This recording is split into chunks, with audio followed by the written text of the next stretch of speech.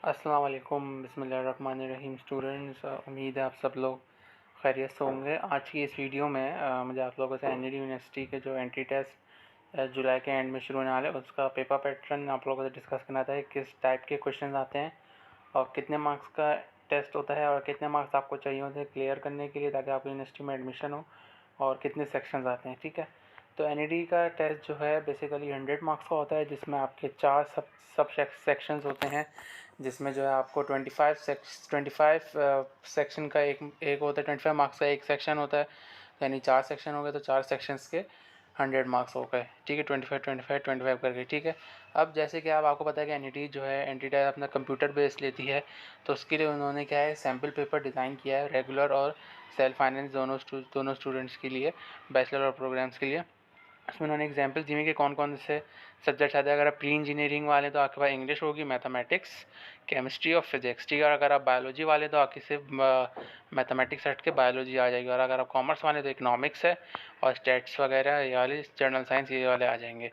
ठीक है, फिर इसमें इन्होंने कहा है कि ड्यूरेशन ऑफ टाइम कितना होगा, 2 आवर्स होंगे, यानी आपको एक सेक्शन के लिए जो आपको टाइम मिलेगा अटैम्प करने के लिए वो हाफ एन आवर होगा। लेकिन इसमें ये है कि अगर आप अटैम्प करके आगे चले जाएँ, अगर आपको पीछे का कोई सवाल गलत लग रहा है उसको आप ठीक करना चाह रहे हैं तो वो कर सकते हैं, क्योंकि कंप्यूटर में क्या है बैक का ऑप्शन अवेलेबल होता है। ठीक है, तो इसमें हम सैम्पल क्वेश्चन देख लीजिए। अच्छा, 4 सेक्शन होते हैं। पहला सेक्शन आपका इंग्लिश का होता है, दूसरा जो है आपका मैथमेटिक्स का होता है, प्री इंजीनियरिंग वालों का बता रहा हूँ मैं, या अगर प्री मेडिकल वाले तो उनका दूसरा मैथ्स की जगह बायोलॉजी आ जाएगा। ठीक है, फिर जो है ये कॉमर्स वालों के लिए स्टैट्स आ जाएगा सेक्शन 2। ठीक है, ठीक है, सेक्शन 2 किस लिए होता है, और ये इंग्लिश वालों के लिए, ह्यूमैनिटीज़ ग्रुप वालों के लिए इंग्लिश। ठीक है, फिर इसमें जो है हमारे पास सेक्शन 3 फिज़िक्स का होगा। ठीक है, फिर यहाँ पे हमारे पास सेक्शन जी जो साइंस ग्रुप या स्टैट्स वाले उनके लिए स्टैटिस्टिक्स का होगा। ठीक है, फिर यहाँ पे आता है बिजनेस, ये उनकी मैथ्स, ये सेक्शन 3 कॉमर्स वालों के लिए, बी कॉम ह्यूमैनिटीज़ वालों के लिए। ये हमारे पास आता है सेक्शन 4, यानी प्री मेडिकल प्री इंजीनियरिंग के लिए जो है सब सेम है, सिवाय प्री मेडिकल वालों के लिए मैथ्स हटा के बायोलॉजी आ जाएगा, बाकी उनके तमाम सेक्शन जो हैं सेम रहेंगे। ठीक है, तो पर सेक्शन में क्या है हमारे पास 25 क्वेश्चन होंगे। ठीक है, तो हमें क्या है उसमें, यानी ये हमारे पास एक सेक्शन को सॉल्व करने का हमारे पास मैक्सिमम टाइम कितना होगा, 30 मिनट्स, और ज़्यादा से ज़्यादा और कम से कम टाइम आप जितनी जल्दी इसको सॉल्व कर सकें ताकि आपको अपने क्वेश्चन चेक करने को मिले। ये इन्होंने यहाँ पे कुछ सैम्पल्स दिए हुए हैं कि आपको जो है किस तरीके से अटैम्प्ट करना है।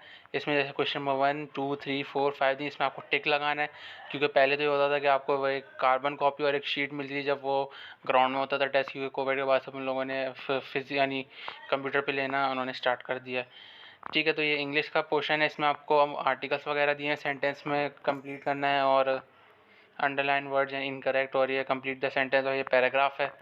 ठीक है, फिर इसमें आता है मैथमेटिक्स प्री इंजीनियरिंग वालों के लिए, इसमें आपको प्रोडक्ट निकालना है, जिसमें आपको cosec 2x minus cot 2x इसका लिमिट वाले सवाल आते हैं। फिर इसमें पैराबोला की इक्वेशन इंटीग्रल दिया हुआ है इसके अंदर। फिर ये बायोलॉजी के लिए आ जाता है, इसमें बायोलॉजी से रिलेटेड जितना भी आपने पढ़ा है अपनी शुरू से लेके आखिर तक, यानी फर्स्ट 9 मैट्रिक फर्स्ट सेकंड है उसका ही तकरीबन निचोड़ होता है, यानी एंट्री टेस्ट। अगर आप किसी भी यूनिवर्सिटी में अच्छे मार्क्स स्कोर करने हैं, यानी अच्छी टॉप की फील्ड में एडमिशन लेने के लिए, तो आप लोगों को क्या है ध्यान से यानी कॉन्सेप्ट्स आपके क्लियर होने चाहिए, क्योंकि एनईडी में एक ये पॉजिटिव बात है कि यहाँ पे साइंटिफिक कैलकुलेटर अलाउ होता है मैथमेटिक्स, क्योंकि मैथमेटिक्स से कुछ सवाल ऐसे होते हैं जो कैलकुलेटर में तो विद इन सेकेंड्स आंसर आता है, लेकिन जब उसको फिजिकली सॉल्व करते हैं तो उसको तकरीबन 5 से 6 मिनट्स लगते हैं। तो ये पॉजिटिव बात है, क्योंकि नस्ट वगैरह में फास्ट में जो है कैलकुलेटर अलाउ नहीं होता।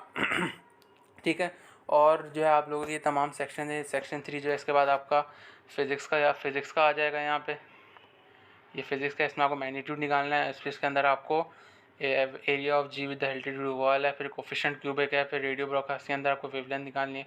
फिर स्टैट्स वालों के लिए हमारी यूज़ का काम का नहीं है।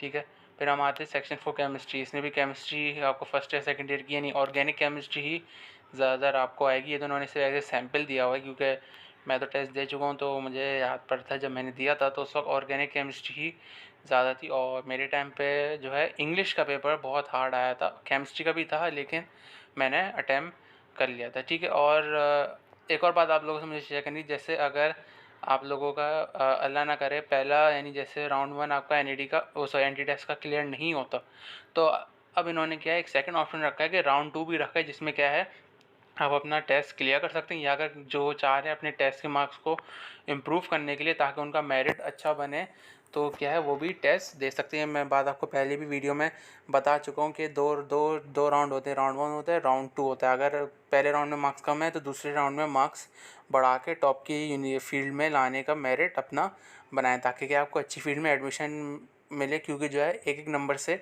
सीटें जा रही हैं। जैसे टॉप की फील्ड एनआईटी में मैंने आपको बताई थी सॉफ्टवेयर होती है, मैकेनिकल है, CIS है, BCIT है, और अब तो आर्टिफिशियल इंटेलिजेंस AI वगैरह ये भी फील्ड्स एनईटी ने लास्ट ईयर ही लॉन्च की हैं। तो अब देखें, पिछले साल की मैं मेरिट लिस्ट भी आप लोगों को शेयर कर दूंगा।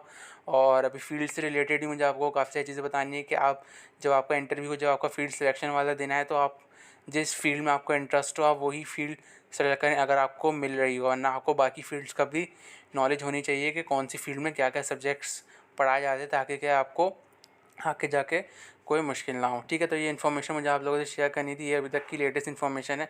इसके बाद अगर कोई और लेटेस्ट इन्फॉर्मेशन आएगी तो मैं आप लोगों से शेयर कर लूँ। ठीक है, तो अगर आप अभी तक मेरे चैनल पर नए हैं तो मेरे चैनल को सब्सक्राइब कीजिए, बेल आइकन को प्रेस कीजिए और मेरी वीडियो को लाइक कीजिए, इसको शेयर कीजिए। और अगर कन्फ्यूजन है तो मुझे कमेंट सेक्शन में या इंस्टाग्राम पे जाकर मुझे फॉलो कर सकते हैं, मुझे वहाँ पे मैसेज कर सकते हैं।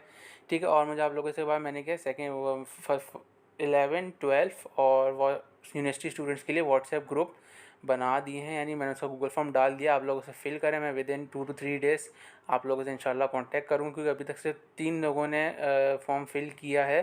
तो मैं चाह रहा हूँ एटलीस्ट 10 to 15 हो, ताकि फिर जो है मैं इस एक्टिविटी को अपनी शुरू कर सकूँ और आपको सारा मटीरियल मैं प्रोवाइड कर सकूँ। ठीक है, मिलते हैं अगली वीडियो में। अपना बहुत बहुत ख्याल रखिएगा। इंशाल्लाह, अल्लाह हाफ़िज़।